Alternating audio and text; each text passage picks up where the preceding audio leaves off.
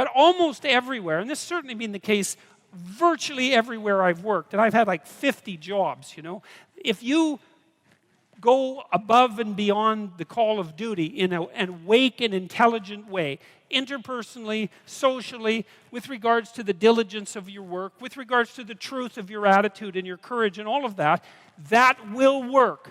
And if you try it for a year and it doesn't work, then go somewhere else, because you can, right? You're free. I mean, it's not easy. You can't just walk out the door and instantly find another job, but you're not enslaved. You could make a move. You could even decide that you're going to make a move and double your salary. It's not a bad goal, and it's certainly a possibility. It's like, it isn't hierarchy. It's ethics that determines success in a functional society. It's ethics that determines success, not power. The rest of it's a bloody lie. And that doesn't mean that all our systems are perfectly ethical. You got to be awake. If you're in a system, there's going to be some corruption in it. Part of what you're supposed to do is keep your damn eyes open for the corruption and your mouth speaking truth, so when the corruption starts to take root, you object to it so the whole damn system doesn't turn into a pathological power play. And that's part of your ethical responsibility as a conscious being, an ethical being, a religious being for that matter, and a citizen. And you're charged with that. That's why you vote. That's why you're the cornerstone of your state, man. You're the what would you call? You're the wellspring of the ethical actions that replenish the dying world. That's what you are. And if you act, that's what you are. And if you act that out properly, then things work. And that's why that's always been described as ethical behavior. It's not because you're supposed to be good, and being good isn't that easy anyways. And it certainly doesn't mean being nice and harmless.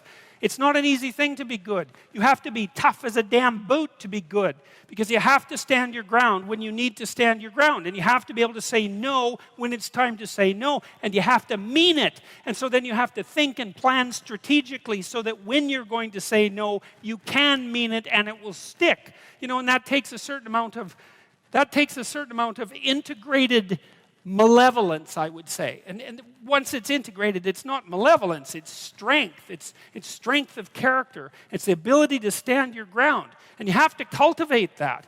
And you cultivate that at least in part by telling the truth. And so you take your place in the world as a decent person and as a decent citizen, and you play the hierarchical game properly. And that is to stand up straight with your shoulders back. It's like the world's an onslaught. You've got the tyranny of culture to deal with. You've got the catastrophe of nature. You've got your own damn malevolence and ignorance, right? All coming at you, plus the incredible, complicated, indeterminate potential of the future. That's all coming at you, and it's all your responsibility. And you can cringe away from it and be afraid of it and be victimized by it and be bitter and cynical about it. And no wonder, because it can be painful. Or you can turn around and you can say, man, bring it on, because there's more to me than there is to the catastrophe. And this is what I discovered from looking at what I looked at. I looked at the darkest things I could look at, really, for 30 years. I was really a lot of fun to be around, I can tell you. I looked at the darkest things that I could think of, right? Not only what happened in Auschwitz and what happened in the Gulag, but personal issues. It's like I wasn't so much interested in the totalitarians as a group. I was interested in the people who undertook the terrible acts that the totalitarians required.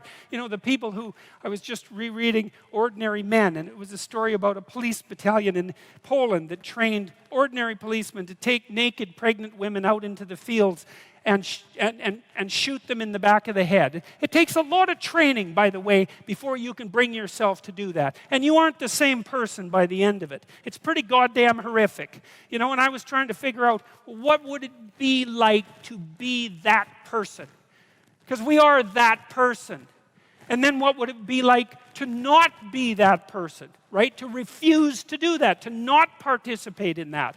And what I discovered by making that totalitarian proclivity personal was that there's more to us than there is to the horror.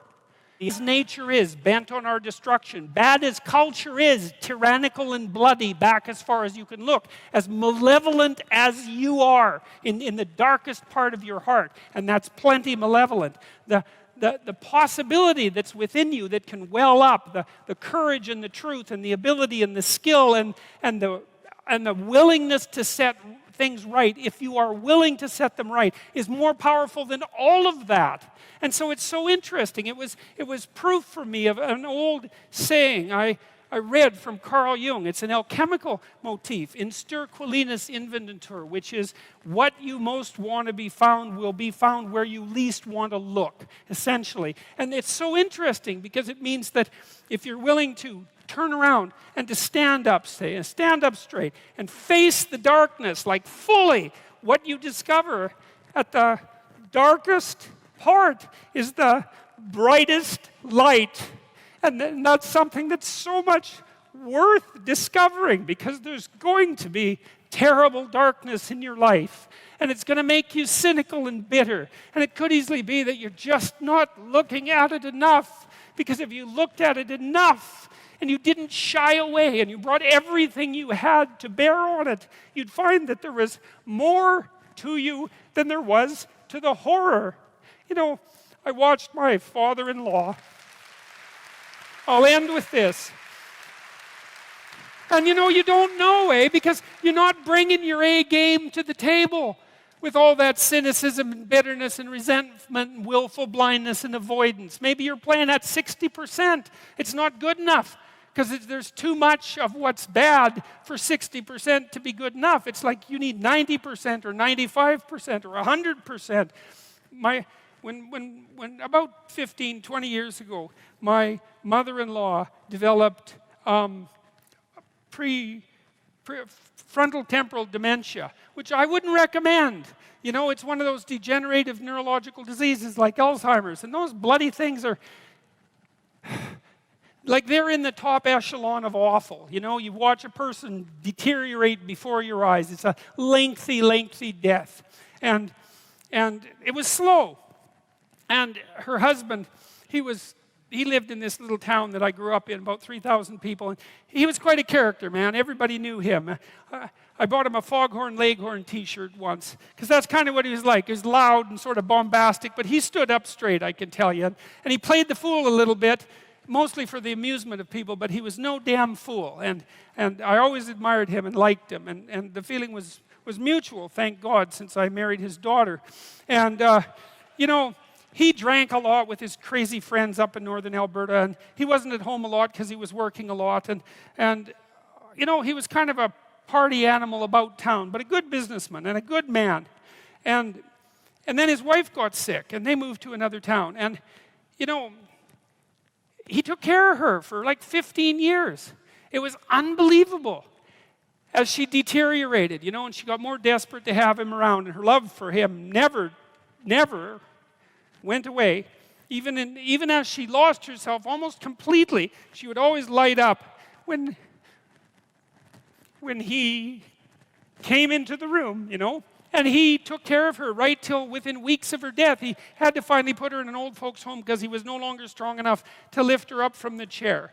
And we interacted with him a lot, you know, because we were trying to help him figure out how to cope. And we had signs put up in the house, electronic signs that would tell her when he was leaving so that she would know where he went. And we had recordings in the bathroom so that she knew what to do when she went into the bathroom. And we tried to do everything we could to not make this absolutely bloody, atrocious experience complete hell. And he participated the whole way. You know, and it was really something to see. It was really, it left me with a tremendous sense of admiration for him, but not just for him, but for people who can do that. You know, and if there was a new decline, he took it on. And he didn't complain about it. And he tried to do what he could, you know. And like, it was no picnic, don't get me wrong, but it wasn't hell. And then we were all gathered around the deathbed, my wife's mother's deathbed. And the family was there. And they got along pretty well, you know. Her sister's a palliative care nurse, and the other one's a pharmacist. And none of them are particularly afraid of illness and death. You know, they're a pretty tough group. And so, you know, they made sure their mother's lips were wet while she was no longer eating or drinking, and tried to make her comfortable. And they were around the deathbed, and they were kind of getting along, you know. It wasn't family feud at mother's death time, and that was kind of nice. And she died, and that was that. But it wasn't just that, because the fact that the family had coped with it well and nobly and honorably, I would say, brought them together. They were closer afterwards than they were before. And they all had more respect for their father. And then in the old folks' home, he met another woman who had a husband there who had Alzheimer's, and they got to know each other, and he died after a while, and she died after a while, and then a few months later they started going out, and then eventually they had a relationship, and now they live together, and so he gained something. Like, it wasn't that he replaced what he lost, you know what I mean? Because he still has pictures of his wife up in his house, and she was the love of his life, and that's not going away, but, his family respected him more, and everybody pulled together more, and it wasn't hell at the deathbed, it was just tragedy, and the family pulled together more. And that was a good example of how you can extract at least a certain amount of light out of what's dark, even at a personal level. And it's worth asking yourself. It's like, drop what you're doing that's foolish, that you know is foolish, and pick an aim that's worthwhile, to make things better for yourself, like you're worth taking care of, like you're worth something, and to surround yourself with people who believe the same and who are rejoicing in your accomplishments and unhappy when you fail, right? And you're comparing yourself to your accomplishments of yesterday and not to someone else's today, so that you're not jealous and bitter. And you put your own house in order so that you're not cursing the world when some of its disarray might be your fault. And you're trying to pursue something meaningful, and you're doing your best to tell the truth, and all of that. And then you see what happens. Who the hell are you? You think you're a miracle of some bloody bizarre sort. We've been around for 3.5 billion years. Every single one of your relatives propagated successfully. And here you are, against all possible odds, in this world of hell in some sense, and bitterness and tyranny and malevolence. And yet, God only knows what's inside you, this capacity for consciousness, the capacity to confront potential and to turn it into something good. That's us, man. That's the Western story. That's the individual as the cornerstone of the state. That's our responsibility, and it really is who we are. And so we need to know that, and we need to remember it, and we need to act it out. And then maybe we can see what we can do about it, and see how good we could make things. And maybe that would be the purpose of your damn life, right? Not to be happy. It's like, there's problems to be solved. Be happy after you solve the goddamn things, right?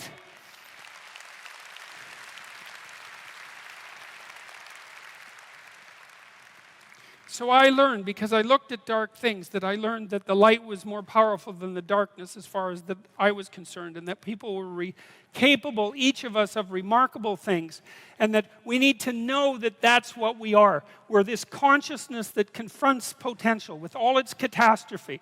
That's what we are. That's what makes us in the image of God. That's what gives us our intrinsic value. And that idea that we have intrinsic value, that's the bedrock presupposition of our state. We're going to question that, or we're going to live it out. Better to live it out. Find out who you are. Thank you very much.